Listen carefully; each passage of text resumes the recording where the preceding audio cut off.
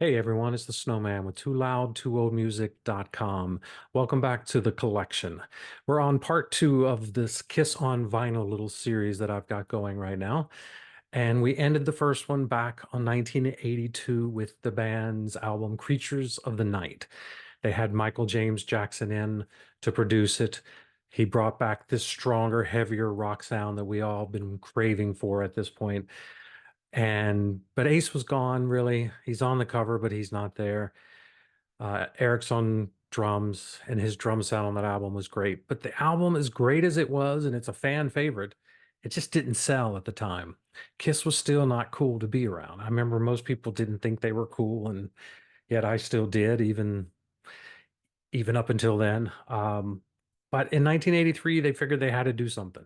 They did bring Michael James Jackson back, and he delivered another stellar album, but they wanted to push a little further. So what they did is they got rid of the makeup. So on September 18th, 1983, when the album was released, they were on MTV doing a before and after pictures. So each member had their makeup on, and then they cut to them without the makeup. And at the end, I was like, put the makeup back on. Because yeah, not an attractive sight. Uh, but still, it was really cool, and I was so excited to get into the band again. Then the album, I was able to get "Lick It Up," and I think that's a great cover. Still Kiss. Gene's got that tongue out, so you know that's still them. But we have Vinny now on guitar instead of Ace. Eric's still on drums, and then Gene and Paul, of course. But this album I thought was phenomenal. There's only one song I really don't care for, and I don't think holds up well, and that's Dance All Over Your Face. But everything else on this thing was great. It's kicking off with Exciter. Man, that fast guitar work by Vinny, that was awesome. But my favorite Kiss song of all time, it might be on this one. It's A Million to One. I think it's one of the best songs they ever did. Um, but when the video came out for Lick It Up and you saw him really in the first time without the makeup, uh, it was a shock, but they made some cool videos. I did like the videos. And then on Christmas, which is my birthday, in 1983, my brother gave me one of the coolest gifts. He gave me concert ticket for the December 26th show the next night for the Lick It Up tour. So my very first Kiss show was Lick It Up. And I remember it well um, because it's his first time seeing them all. It was just a cool experience. So this album is holds a special place in my heart. Um, and it still had the lyric sheets on the inside. Um, so it's still a pretty good copy. Um, and then they got rid of Vinny with all the troubles they had with him on tour and just Vinny being Vinny. They got rid of Vinny. Then they brought in a new guitarist by the name of Mark St. John, who was phenomenal. But at the same time as this going on, Gene's his attentions are kind of elsewhere. So Paul's running the show now. Paul is the producer on this album. Gene's just an associate producer. And we also start to see a downturn in some of Gene's songs. I mean, for instance, on the next album, Animalize, we get Burn Bitch Burn. Now, I have to say, this is probably one of the worst Kiss covers out there. This would have made a much better cover instead of being relegated to the back. Um, but Paul's songs on here are fantastic. I've Had Enough, Into the Fire, and then the big hit they had, Heaven's on Fire. Thrills in the Night is one of my favorite.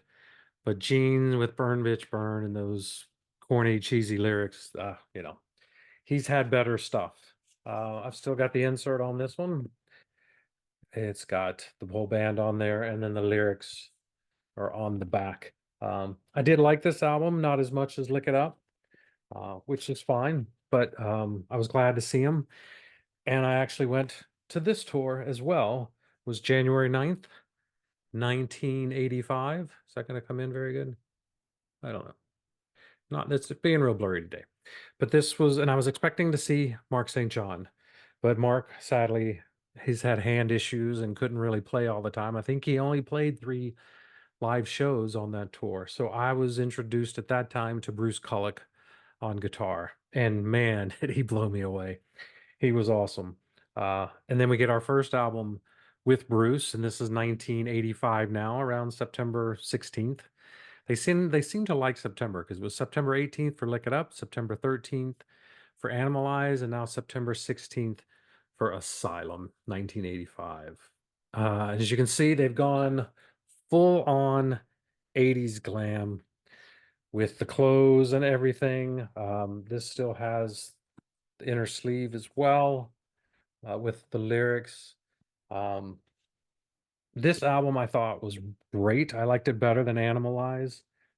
Bruce's playing is amazing as usual. This has some great songs with King of the Mountain, Who Wants to Be Lonely, I'm Alive. That speed on that one was great. A couple of the Gene songs weren't too bad.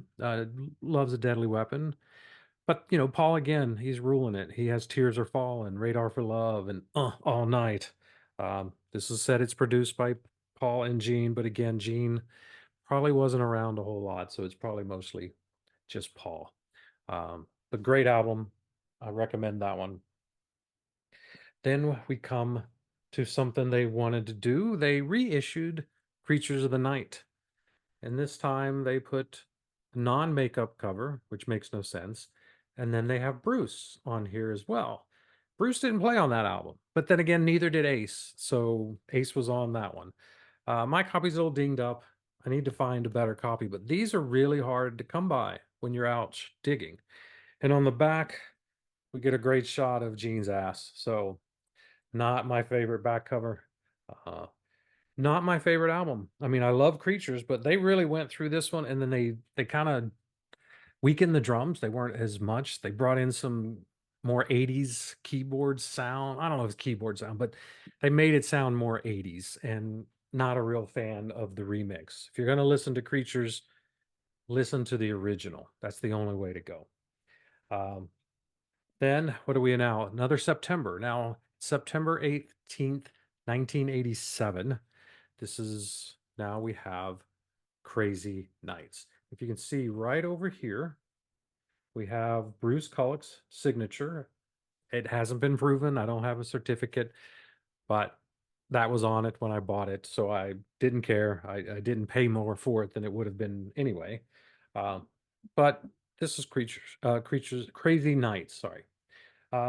Not as good as Asylum, but there are some good songs on here. I mean, you got the main opener, Crazy Crazy Nights. I'll Fight Hell to Hold You. I love that one.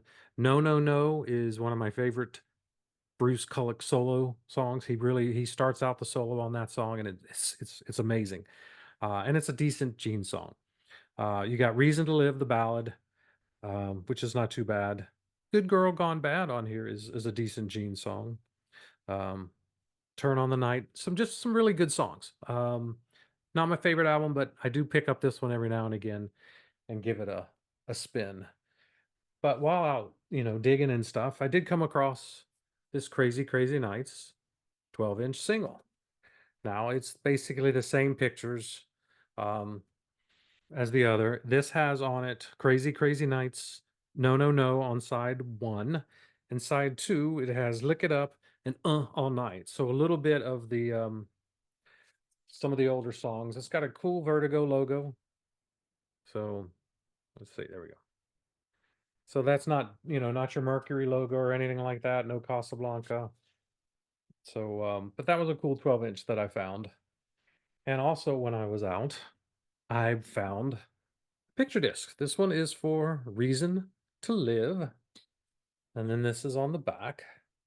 Um, this one's really cool. It has Reason to Live and Thief in the Night. And then it has Who Wants to Be Lonely and Secretly Cruel. So, in other words, just cool. Whenever I can find the singles out, I don't really look for them and go for them and buy them, but if I see them when I'm out, I'm going to buy them there. I'm not going to just order them online or something. So, this was a cool one to get. Um, and then at this point, they are on to trying to do a greatest hits album. And so, what they did is on November 15th of 88, they released Smashes, Thrashes, and Hits. Mine is autographed by Lori. Don't know who Lori is, Lori, but thank you for autographing this for me. This is a club edition. Um, it's got a bunch of great songs on here, some different versions. There's some things that disappoint me on here. I love Eric Carr. think he's fantastic, but they should have never done a remake of Beth with him on vocals. The two new songs on here are pretty crappy. You've got Let's Put the X in Sex and You Make Me Rock Hard. I mean, seriously, it's kind of getting a little corny there. Um, but, it does have some classic Kiss songs. But if you want an 80s sounding Kiss greatest hits, then this is all you can get um, in that version right there. So, not the best thing. Then we get to one of the crappiest albums they've ever done, and that is Hot in the Shade. Hot in the Shade came out in October of 17th, 1989. This one is a club edition as well. Um, this was basically just a bunch of demos. And when I say a bunch, I mean a bunch. There are 15 songs on here, which is way too many. They're not all that good. One of my least favorite Kiss songs is on here. It's called Hide Your Heart. A lot of people I know love that song. It's a Desmond Child song, but Hide Your Heart was done by Bonnie Tyler, by Kiss, and by Ace Frehley, all within the span of that year, I think. And I think it was them just trying to be a Bon Jovi storytelling song, and to me, it's just crap. So that's just my opinion on it. There are some decent songs on here, but they're few and far between. It does have Forever, which is one of their great ballads that they've done. But outside of that, I'm just not a big fan of this one, even though I did go see it in concert, and I did skip a couple things, but I saw that one in concert. I've seen a bunch of those years in concert. And so that was what? That was 1989. And then in 91, I think it was, they had a song on the Bill and Ted's Bogus Journey soundtrack. And then here we go. And I found this picture disc. So this is let's see. It's got that on the front, and then on the back, ugh, I'm touching it. I don't like to do that. And then on the back. And on the back, the B-side songs are King's X song Junior's Gone Wild and Slaughter's Shout It Out. Not shout it out loud, but shout it out. And so here's on the inside of the thing. Let's go this way. And that's this thing. So that's a cool one. I found that out there when I was digging, and how do you not grab something with that picture on it? I mean, you got to have that. Then after that, so we're May 19th, 1992. Kiss decided to go with the times. This was 92. Grunge was starting to come in. Bands were getting heavier. You had influences from Guns N' Roses. I mean, their stuff was really, really heavy. And then we get Revenge. So this is um, the 2014 editions. This says first US vinyl pressing. But as you can see on the back, the dark leather. Now, Eric Carr sadly has passed away by this time. Eric Singer is on the drums at this time, and we still have Bruce. But Gene is back. This is some of the best stuff on here is Gene's. I mean, you got Unholy, Spit, Domino. I mean, just some great Kiss, Gene Simmons, demon-like songs. I mean, he found himself. I think he finally got comfortable being Gene without the makeup. He just needed to look a little tougher instead of how that 80s attire was. But this is nice. It's got the lyrics, and then it does have a great shot of the band.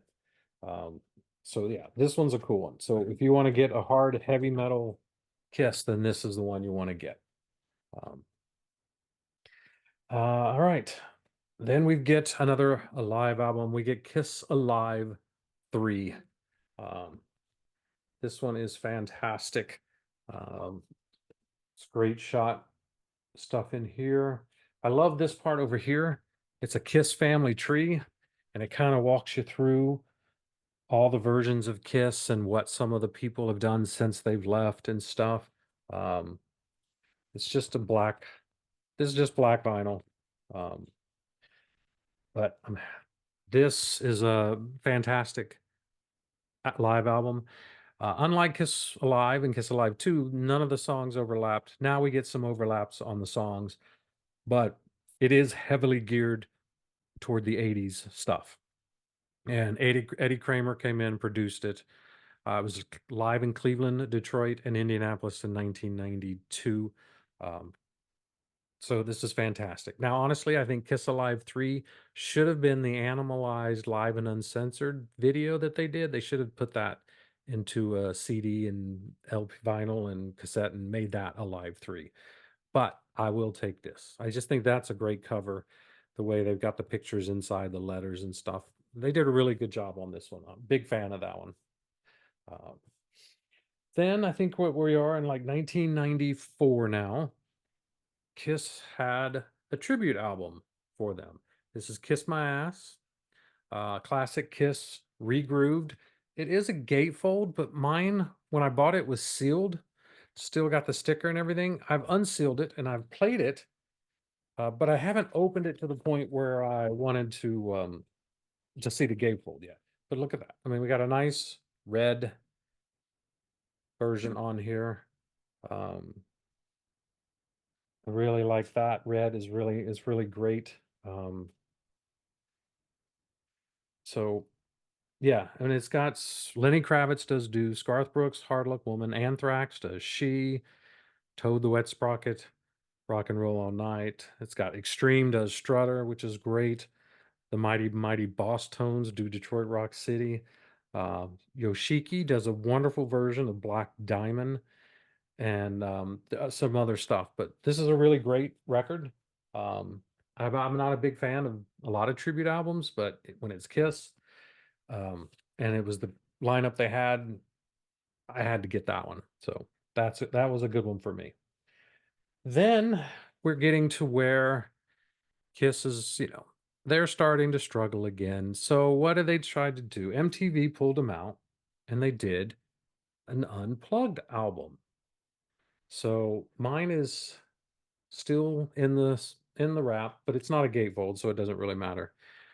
But they started off the show. It was Eric Singer and Bruce Kulick playing with the Gene and Paul, and then towards the end they brought out Peter and Ace. So this was the start of everybody wanting a reunion back with Kiss and stuff. So this has in it a poster of the night. Whoop, the wrong way. So this has a huge poster, um, which I need to be careful with that. This is the first time I pulled that out in a long time. Um, but no, this is really a great show. Uh, Being acoustic and everything, you get to hear things just stripped down a little bit.